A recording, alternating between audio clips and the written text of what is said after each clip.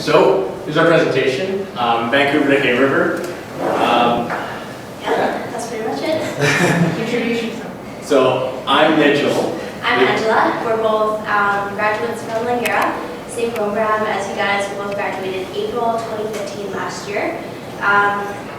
Took our ed class, was really involved with CNSA, and now we're here. And so yeah, we were both ESNs when we were going through school. So we were given experience, work experience while we were students, and then from there we got jobs as casuals in our respective workplaces as well. So I worked as an ESN in Burnaby Emergency, and I worked as an ESN for a full year, and they hired me on as a casual RN to work with them basically up until we landed the job in Hay River. And Similar idea for myself, but I was at St. Paul's 10C unit, and welcome there. So while we were students, we were, as you can see, we were ambitious dreamers, looking at our 2-year plan, 5-year plan, 10-year plan, and keeping in mind everything that we have to do to to meet our goals by that time. Have you guys thought of a 2-year plan, 5-year plan, 10-year plan?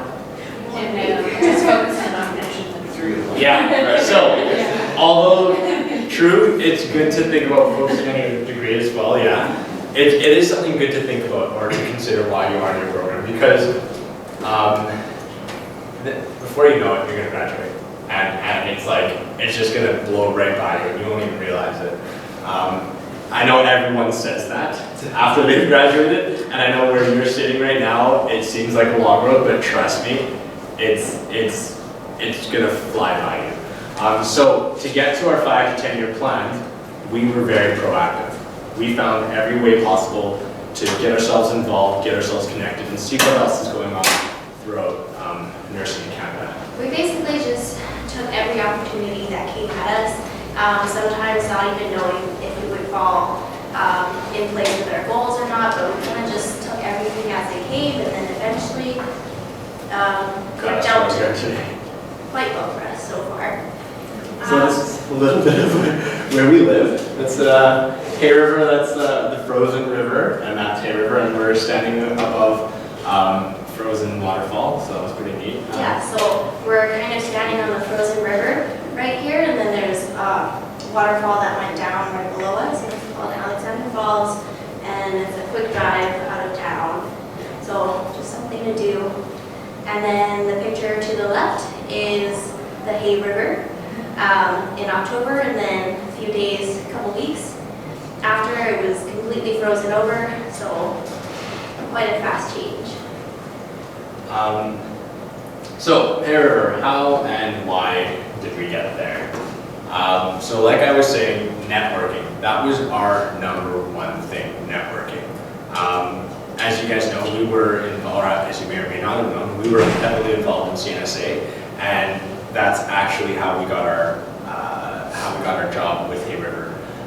But not only through that, job fairs and talking to your coworkers and friends, your colleagues, huge thing. I just learned, if anyone is interested in this, that through my dentist, who's one of my friends as well, he works in corrections, and he said that corrections is hiring. So something, just connecting through other people as well, you'd be surprised at who knows who kind of thing and how they're connected.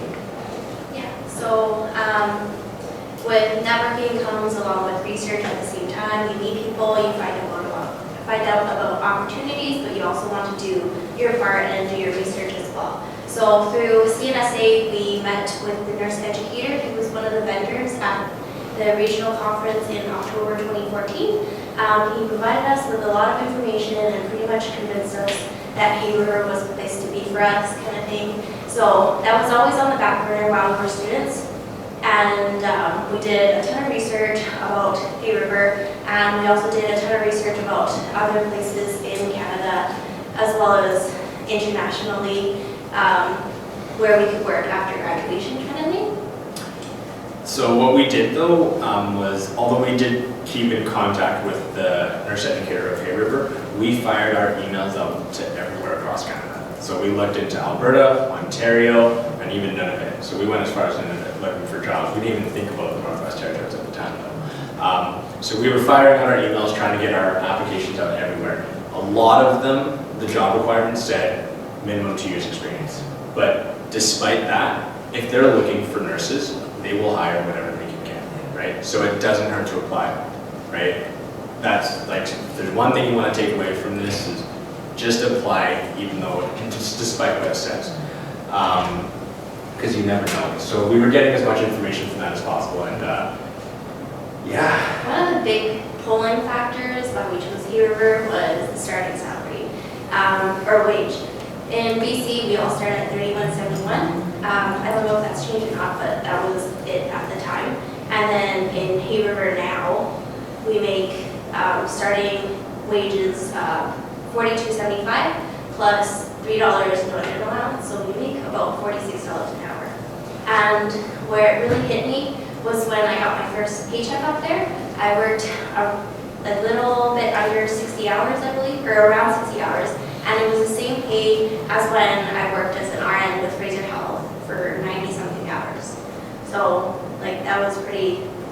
Try to do the math there. Yeah. So, what makes Hay River so special to us? Although we've only been there for 4 months, it is a small community, 3,600 people, if you guys didn't know that. It's a small community, but it's a strong community, and there's a lot to do there.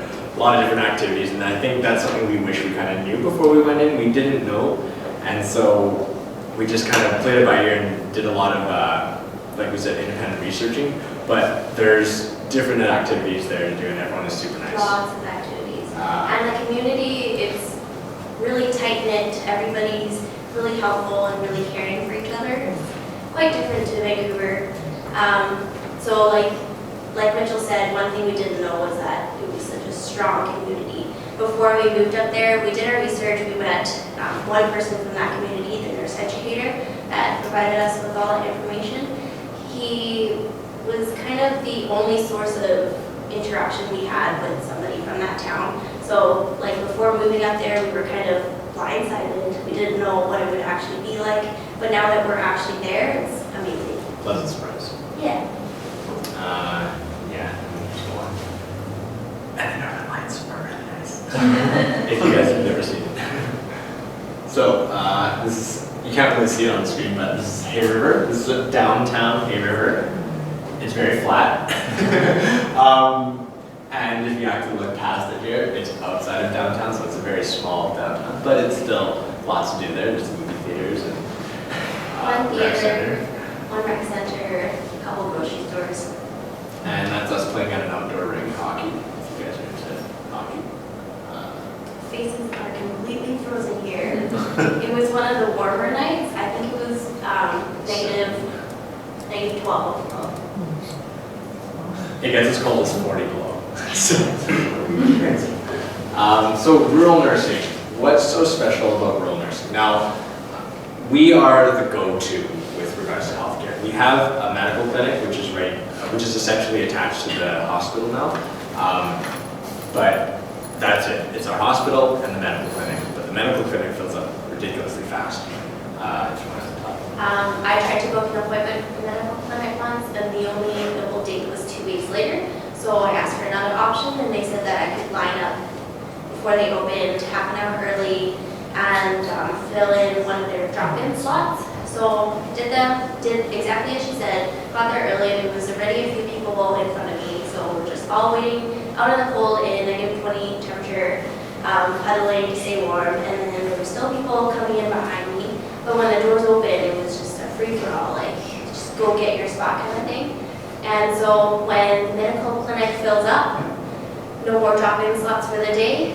You can either try again tomorrow, or you, like what a lot of people do in the town, is just go to emergency. Now that's kind of where teaching is needed for the healthcare system, through the population, because as Angela was saying, people will just resort to going to the emergency department, right, to the hospital. And what the people don't really understand is if it's not an emergency, you're not going to get seen right away. Whereas here, so you come in with something like a blister, you might not get seen for another 4 to 10 hours. You know what I mean? But there, if you tell them that you're going to have to wait a couple hours to see a doctor, they're gonna get frustrated, they're gonna get upset, and it's because on slow days they can't get seen right away, right? But then there's other days where they've had to wait to see a doctor because their concerns aren't quite as emergent, and with regards to that, we'll tell them, hey, look, I'm sorry, you're gonna have to wait. You may have to wait a couple hours. They'll wait half an hour and they'll start nursing at you, right? And so it is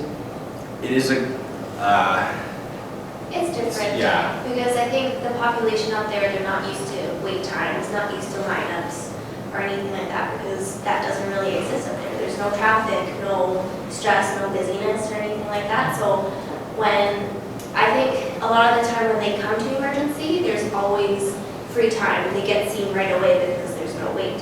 But when there are emergencies, when there's ambulances coming in with lots of patients and they're waiting to be seen, they're expecting to be seen right away because that's the treatment that they've received the past few years. But if coincidentally there's a lot of emergencies, they don't get seen, then they do get a little bit frustrated.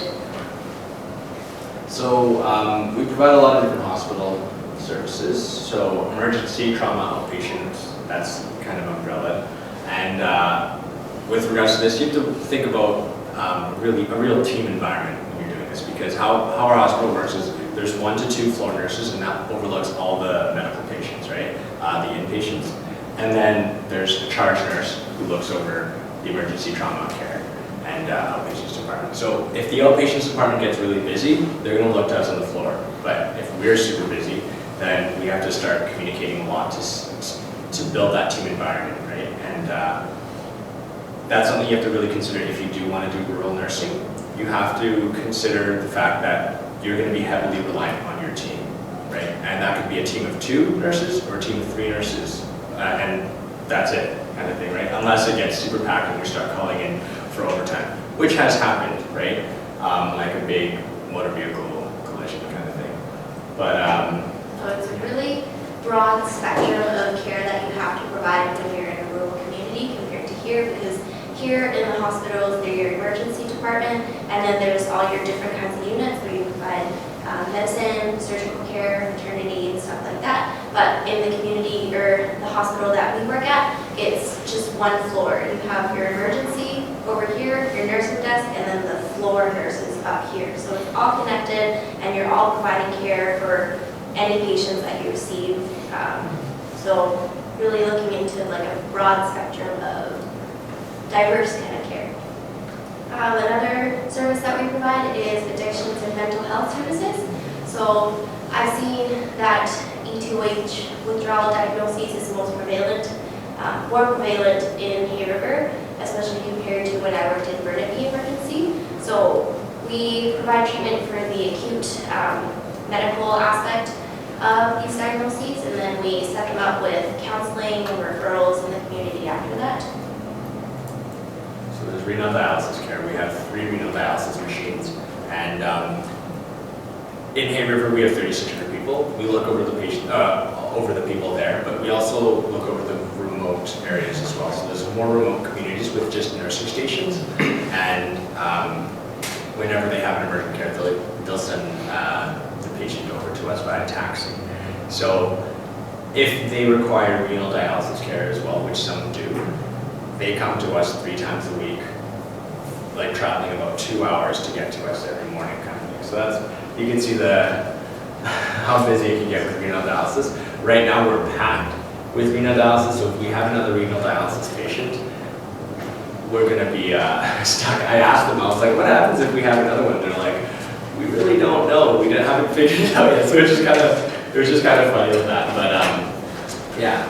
Another thing we have are dental surgeries. So why this is kind of important for us is because it's a surgery. So there'll be kids coming in from all the different communities as well as within our own community to get teeth extraction or tooth extractions and fillings as well for the cavities and such. Now, why that's neat for us is because we're the nurses that are there post-operatively. So that if you haven't done post-op care or had an experience there, unlikely, right? And in nursing school, you might not get that either. So being in this small community, we're there. We are there for recovery, post-op, and such. And then eventually down the line, we could even be there in the OR with them, because there's other nurses who do that too, but we haven't had that experience quite a bit. And then with birth and delivery, we're trained to assist midwives in delivering babies. But for the time being, if we have one of the maternity patients coming in for emergent care, we're the ones who take care of these birthing mothers before the midwives get there.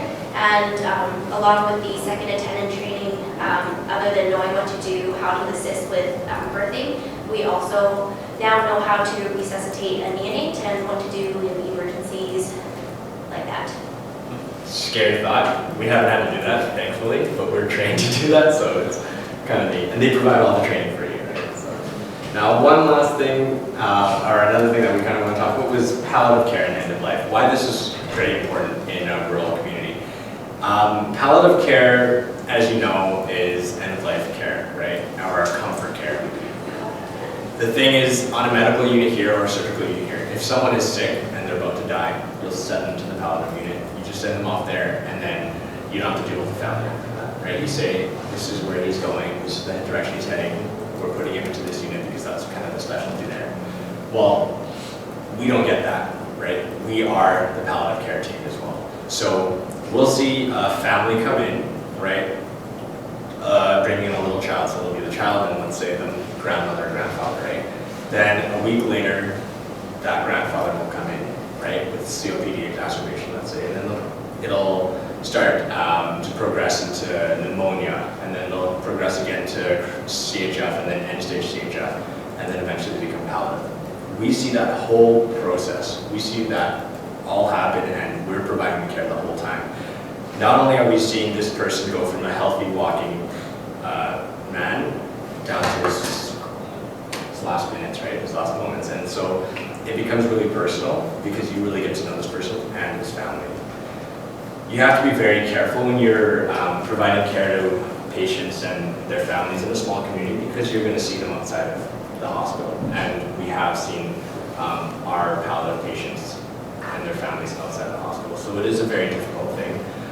With only 2 grocery stores in one community center, you're bound to run into each other, right? So when you're providing this kind of care, you have to be cautious of what you say to them. You have to be cautious of how you are interacting with them. Because I remember for me, personal experience, I'm trying to keep this person comfortable. You can see he's in distress, but he's awake, right? And now I need to give him some medications, some pain medications to help him get more comfortable, but the family wants to be able to talk to him. And every time I give him the medication, he's gonna fall in and out of sleep, right? So it's like you're trying to find that balance, and the family is getting frustrated with you because now they can't communicate with their father who's passing away, but you can see how much distress he's in that you want to keep him as comfortable as possible. So you really have to try to find this balance, and the way that you discuss and talk to your to the family about the course of treatment is like hugely important. Yeah.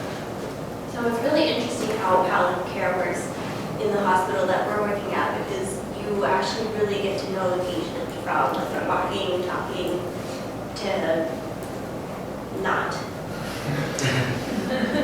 So a few sites of interest, hrhssa.org, that's the website of Hay River, and they're actually hiring, so if anyone knows any nurses who does want to come up, or if you guys are interested yourselves, they're going to be hiring 3 nurses into the new hospital, which they've built, and we're in the process of moving into.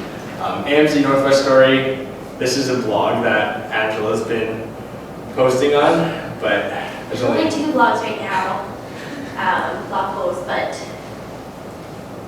we'll do updates. And then Adam Studios, this is the local photographer. He does photographs for National Geographic and such, so he's got some really neat photos if you guys are interested in that. Yeah, this is our little nursing team. This is our, we can kind of call this our crew, because this is a lot of our friends that we hang out with outside of nursing. This is at It was our staff Christmas party, and these are the nurses that we work with. And as you can see, it's quite a young group. There's some senior nurses as well that we look up to for support and guidance. but this is a really good team. Everybody's really helpful. Yeah. It's a good team. So, you guys have any questions? Oh, so I missed it all? Yeah, I'm sorry. Please don't ask me all at once. Anything you guys want to know, yeah? So there's a couple people from my term that really want to go into rural nursing, Okay. but they have a biomedical ethics midterm right now. Yeah, no worries. So they wrote a few questions on the open doc. One person was wondering how the student loan forgiveness program works. So student loan forgiveness program with regards to being in the territories in a rural or remote area, your federal portion will be covered because you're staying within Canada, and you'll be covered of $4,000 per year, per calendar year, up to $20,000. Now, with regards to the provincial portion, you don't get covered only because you're not working within BC. So I couldn't tell you the provincial portion. Oh, bless you. Yeah. Allergies. I haven't had allergies since forever. Anything else? Yeah. You guys, that was great. Thank you very much. Oh, no worries. Thank you. And you guys are talking as if you're still a part of the Hayward community. Yeah. We that. Are you guys still Yeah. part of the community? We moved there 4 months ago, and we're back just to visit on We're on vacation. vacation. We're on vacation. 4 months later. So for the foreseeable future, you're going to make home, and that's how much you've enjoyed the change of pace from Lakewood? So our original plan was to work there for 2 to 3 years to achieve our 5-year goals. Because of how well we're doing there, as you can see, we're back here visiting already. We've changed that. We want to stay there between 5 to 10 years because we could still achieve our goals and live a very happy and comfortable life. I highly recommend anyone to move out there. if you're, of course, your situation allows. Yeah. There's so many benefits. Sorry, is there a public health aspect? There is public health as well. Oh, that's something we never really touched on. No. That's a good, thank you. Yeah, there is a public health team actually, and I couldn't tell you too much about it unfortunately because I haven't really dipped into that, but there is like home care and public It is health. similar to what you would see here, but just in a smaller, tighter community kind of thing. Are they based out of the same facility you Yeah, guys yeah, have? same facility. So they do immunizations, they follow up with babies, newborns, and then they also provide home care, so if there's wound care and stuff like that, but there's also the outpatient department to keep home care less busy. And with the public health, nurse, do both the home health care side and the immunization? Because here they're separate, right? Yeah, they're Up there, together. They're together. So you guys are both nurses working together. What are the job prospects like for maybe significant others that would be working in healthcare? So, depends on what they're in, of course, right? But there are a lot of trade working, so there's like welders and carpenters and stuff like that. There's also an accounting firm up there, if they're interested in that. There's diamond mines. They're looking for teachers all the time. Yeah, for the schools. But I mean, even if you want to do something like being a cook in the hospital, they make $25 an hour. Something to also consider. But they do work to help you or help your spouse find a job. And Who's who? the hiring. the hiring team kind of, yeah. They will help with looking if you are moving up in the spouse country. There's another question. Someone was asking if you have to sign a contract when you go rural. We didn't have to sign any contracts. One of the conditions for us moving up there was that they were going to pay for all of our moving expenses. So they did that, and while they also provided us with per diem and provided us with accommodations for the first month that we were there, just so we could get settled and find rentals and stuff like that. So we also basically got a signing bonus check with all that stuff. And the only condition, like you'll see in the contract in bold capitals, was that if you leave the authority within 1 year of working there, then you would have to provide them with a prorated amount of what they need for you to come up here. So there's no contract, nothing holding you there. It's just you would have to give them some money back if you would have left. Yep. How's it feel to be away from friends and family? To be honest, it hasn't felt like anything's changed now that we're back. But moving away from friends and family was one of the harder things. It was one of the bigger sacrifices that we've made, moving out there, because we don't have that same support anymore. We have made new friends there, which is true, and we do have each other there. But the fact that I can't see my family, like my mom or my grandparents or my siblings anymore, or my father, like that's a big thing too, right? I can't just go to their house to have a meal anymore. I have to cook that meal myself. But yeah, and It's a lot easier, and like the time that we've been away, it seems like it's just gone by so fast because we had something to look forward to because we planned this trip back home. But there's also like all the WhatsApp groups, all the Facebook groups that you're still in, and you're still like it still feels like we're keeping in touch with everybody and everything that's going on in Vancouver.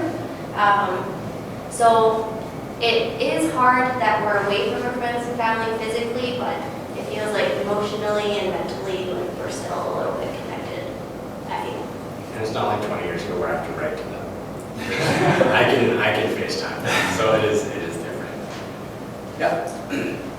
So you can speak to your experience in the river, obviously, but anecdotally, you think you can draw comparisons to other rural nursing experiences? Not so much, only because we don't know what it's like in other communities, right? But I mean, But in terms of the learning opportunities, the probably team independency, that kind of stuff. Yeah. I think so. Small communities. I Yeah. think so. Because being in such a rural community, there's not as much resources. You kind of depend on your team for support, and the variety of care that you have to provide is also up to you and your team. Another question was for the living expenses, because like in class, we discussed how none of it, a lot of the groceries are insanely expensive. Like, how do you find living expenses up in Vancouver? It's actually quite similar, if not, comparable to Vancouver. yeah. Only because you could find, like, some groceries will be more expensive, yeah, but there's other things that are locally produced as well. And so things like eggs and milk, they're not as expensive as you might think. They're quite similarly in price. But on top of that, there's sales. And so for meats and fresh fruits and vegetables and such, they go on sale on the regular. And so you just bulk up when they're really good on price. And then I find that if you're smart with your money, not penny pinching or anything by any means, but if you're smart with your money, then it's very manageable. On top of that, though, like a lot of people hunt there, so we've been given deer, we've been given bison. I've gone hunting myself. I didn't catch anything when I did, but I mean, I've gone hunting for food as well, right? And so there's a lot of fishing there too, because in the summer you can go fishing until about 2 a.m. and you wouldn't realize it because the sun's still up. So it is different, right? There are other ways to get food as well, and people grow their own vegetables if they need to. But price-wise, things aren't like that because we're actually connected to a highway, so trucks can still deliver to us. Yeah, go ahead. So another person asked, in your experience, what would you say the cons are being new grads and going rural? So cons for us would only be that we don't have the same experience, like nursing practice experience as a senior nurse would have. But on that note, we did prepare ourselves in the sense that we went and while we were in our preceptorship, we went ahead and got our ACLS, which is the Advanced Cardiac Life Support course, and which was super beneficial to us. It's a highly recommended course to take, and having that really helped us grasp an understanding of how we would want to prioritize our care with a lot of different situations. I think another thing is with the system that we have, at least in Vancouver, is that it's very paper-based. And when I worked in Burnaby, everything that I did was almost always on the computer, or it was just the nursing notes that I had to chart. But in Hay River, there's all these different forms that I always have to find in the cabinet, and then you have to pull that out and put stickers on it with the patient's name. And then if the doctor wanted some blood work, you have to find the right requisition, check off the right boxes, put the patient's information in. So with that aspect of it, in a rural community, it seems a little bit more, like a lot more labor compared to in Burnaby. I just typed what the lab needed and then that was it. So I think that's one of the things that I find was tough for me as a big team. But on that same note, they know we're new grads. So they're very, very, very supportive and very, Sorry. that's okay. They're very helpful, right? And like we said, it's a very close-knit team, very intimate. And so we all know each other as skill-wise and such, right? We all know where we're at, and we'll ask each other for support. Any questions? Yeah, because so the person was asking about the skills that you learned up there, because you talked about how you have the post-operative experience. Yeah. What kind of other opportunities? So second attendant training we've been given, so like those things we know how to resuscitate a neonate, which is very different from a baby. Two very different things. We've also has anyone bagged someone before? Who is yeah, I've done that. I mean, it's an experience that you would never, or you might not have always gotten, right? So because when there's a code, we're the team. Yeah. So. We don't have ventilators, so when a patient goes under respiratory arrest, you're the nurse bagging the patient until medevac flies in to receive the patients and then take over and then fly them to a hospital that could put them into ICU kind of thing. So you're kind of just bagging them for 12 hours if needed, because sometimes there's days when medevac can't fly in or can't leave. So they're stuck, so then we're the ones bagging the patient. Yeah, and with regards to like other skills, maybe not necessarily, yeah, I would say there's skills. We get trained for courses as well. So there's something called TNCC, which is Trauma Nursing Care Course, or Core Course or something like that. And ENPC, which is the same thing but for babies, or PALS, which is ACLS for babies, yeah, and there's other courses as well that we can get trained into. We have something called PDI, which is a Professional Development Initiative, and so every nurse in the territories gets $2,500 allotted to them to take a course. And that's for tuition, books, accommodation, travel, food. You can use it for whatever you want for professional development. There's also a nurse that we work with. She's getting her full master's degree paid for, and there's like a lot of different funding in the Northwest Territories that you can dip into as a healthcare provider to use for your own professional development. So imagine just getting your whole master's degree paid for. Chris, I had a question. Can you guys comment on, or if there are any differences in access to care from up north versus here? Like, what are the inequalities? I know we've studied them, but can you comment on actually seeing them? Are they visible, or are they? There's some services that they can't access immediately.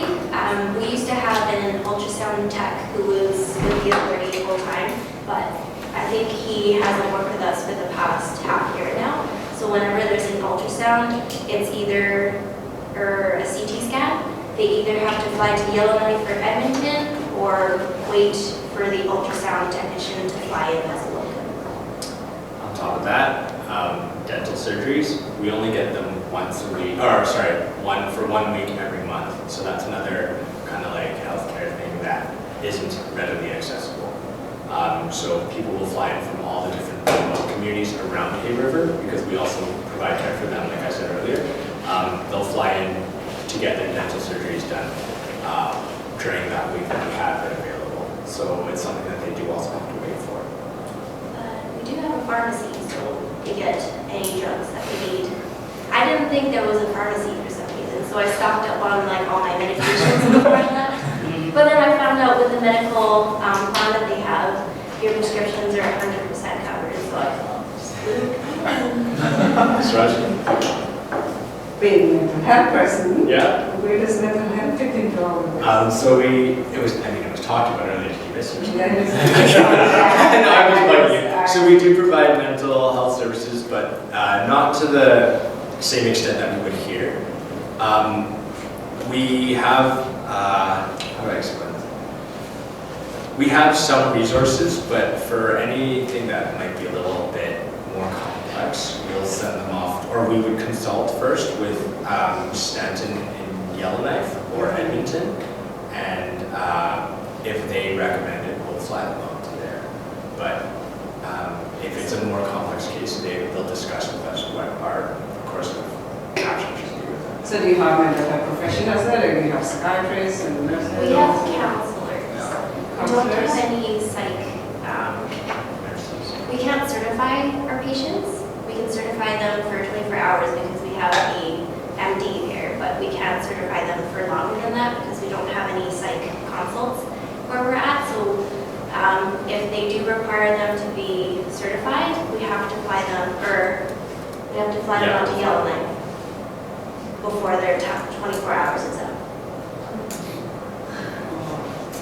So that's what, I guess that would be another area. Well, stay there till I retire, now come and join you. Pardon me? Oh, yeah, you should.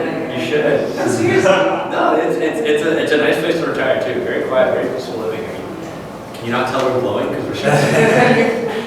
Any other questions? Yeah. Can you guys speak to, in order to predict as best as you can if it would be the right experience for you, what are the main motivations that you think we should have for going out there? Financial being one, maybe community building or learning opportunities.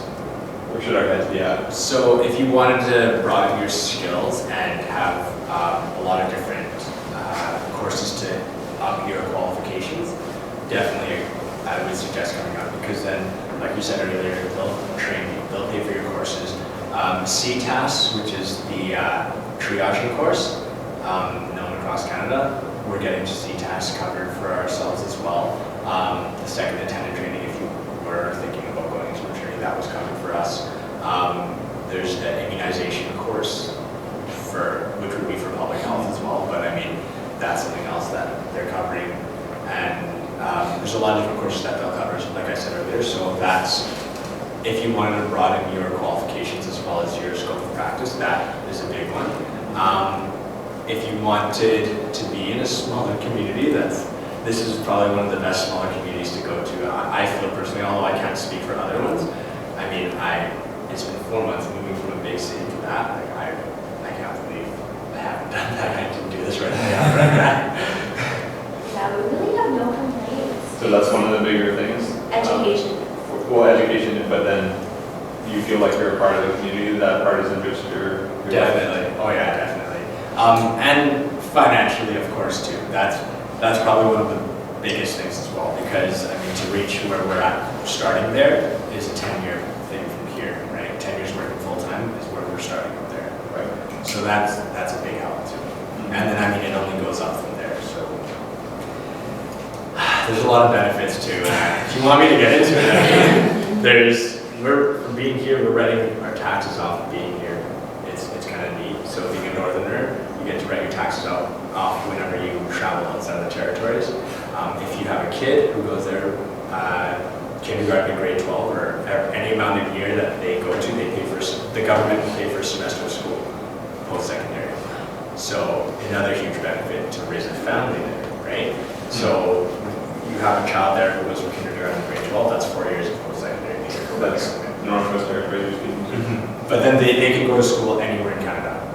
For post-secondary. Yeah, for post-secondary, yeah. So something else to also consider, right? If you wanted a financial... Vacation benefits are amazing.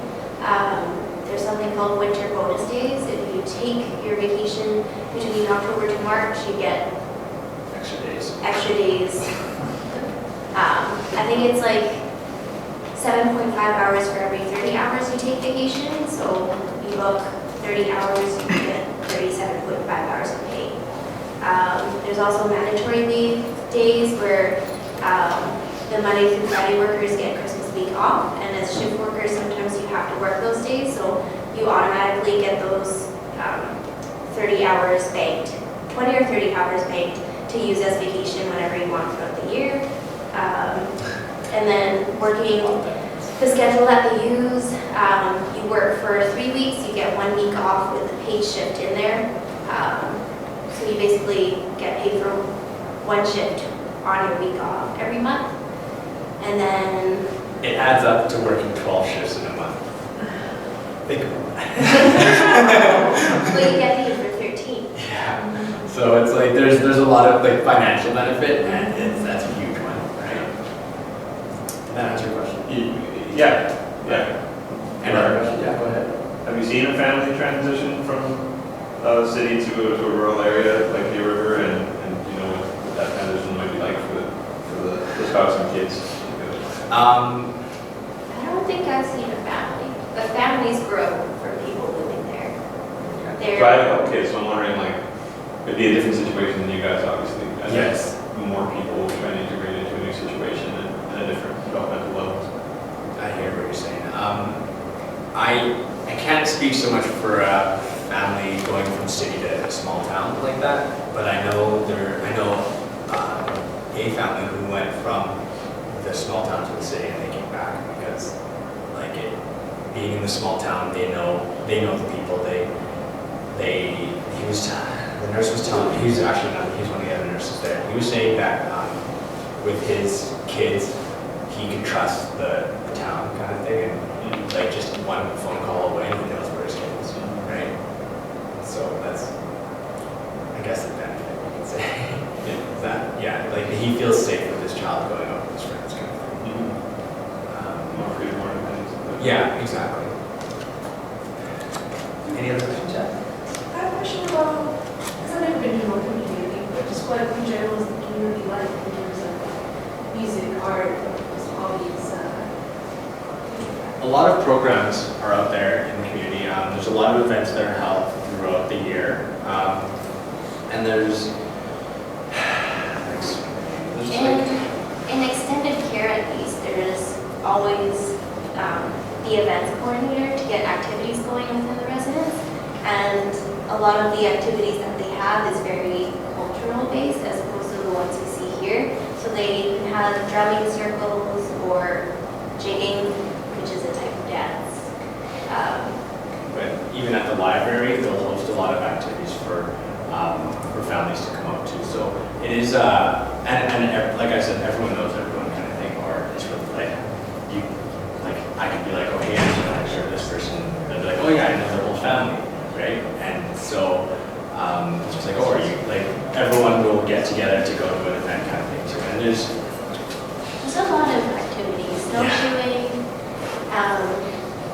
There's actually some art shows that come to town here and there. There's while we're there was a jazz musician who came into town and everybody went. It was whenever there's an event, everybody knows and everybody tries to go. I don't know if that answers your question.